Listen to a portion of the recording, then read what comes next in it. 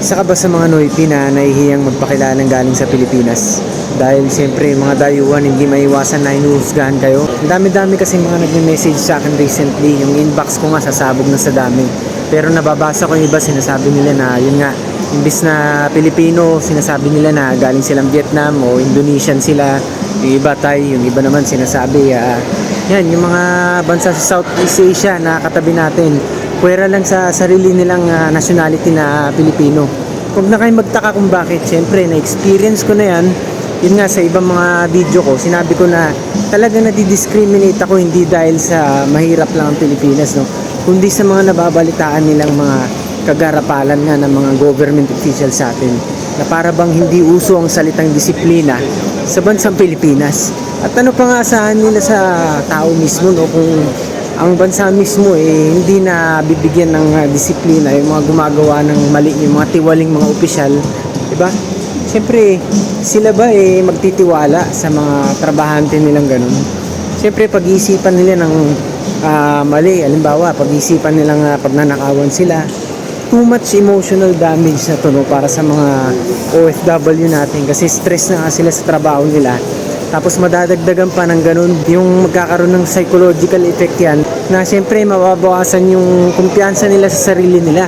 Dahil nga nagkakaroon ng stigma yung gine-generalize na ang tingin ng mga dayuhan sa mga Pilipino. Kita nyo dito sa Singapore, ayan paligid ko.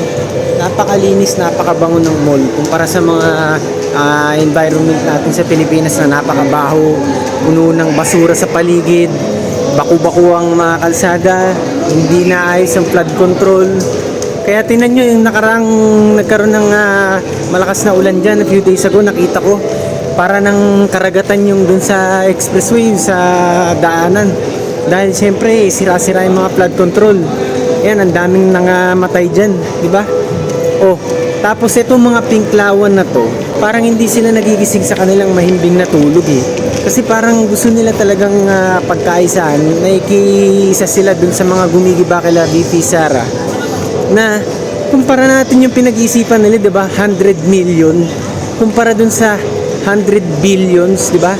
Parang wala pang 1% yung laki nung naging corruption scandal dun sa administrasyon ngayon di ba? Kumpara dun sa binabato nilang mga paratang dito kay VP Sara. Bakit hindi nyo unahin ito na ilaban nyo yung death penalty na may sulong sa atin? Yan ang unang topic na gusto kong i-open up sa inyo sa mga solusyon di ba? Hindi na tayo magbabatuhan ng mga pintasan sa mga kulay ng politika natin Magkakaiba man tayo, pero dapat meron din kayong mga ambag na solusyon. Hindi yung sisirain nyo lang yung tao tapos na. Yun ang sa akin ng death penalty. At sa mga iba rin na mga Duterte supporters dyan, gusto nila yun. Lee Kuan Yew style. Kita nyo, Singapore tayo, di ba? Ang death penalty, yan kinukontra yun ng mga magagaling na, kumbaga, nagbabanal-banalan ng mga pari. Yung isang pari na ang pangalan, yung si Flaviano. At hindi nyo na naisip mga pinklawan na wala na tayong oras, we're running out of time. Ilang dekada na tayo na pag-iwanan di ba? Kailangan talaga ng isang radikal na pagbabago. Hindi yung radikal na sinusulong ni Lenin nung nakaraang kampanya. Kailangan talaga yung may kamay na bakal, di ba? Sino ang kamay na bakal dyan sa mga pinklawan? Lahat ng mga yan, ang lalam niya Mga gummy bear yan mga yan Sila Kiko. Magagaling lang yan mga yan sa pagsasalita. Magagaling yan mga yan sa mga papeles, paggawa ng mga complaint. Ganyan. Hindi natin alam kung pinagagawa lang nila yan sa mga staff nila o kung sino di ba?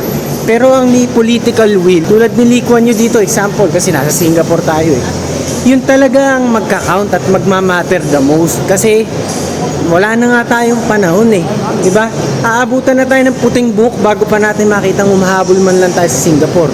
Whereas kung tayo, susuporta na lang tayo lahat sa isang VP Sara Duterte na alam natin na may political will.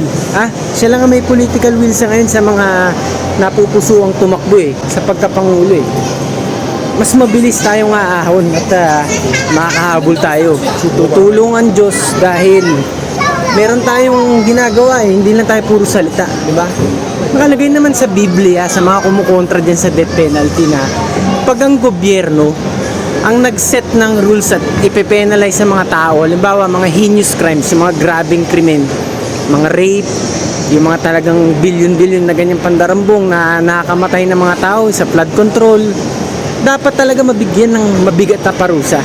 Kaya wag na magpakahipokrito kayo, ha? Sipin nyo na lang yung kinabukasan ng mga anak nyo kung wala kayong pakialam sa mga sarili nyo.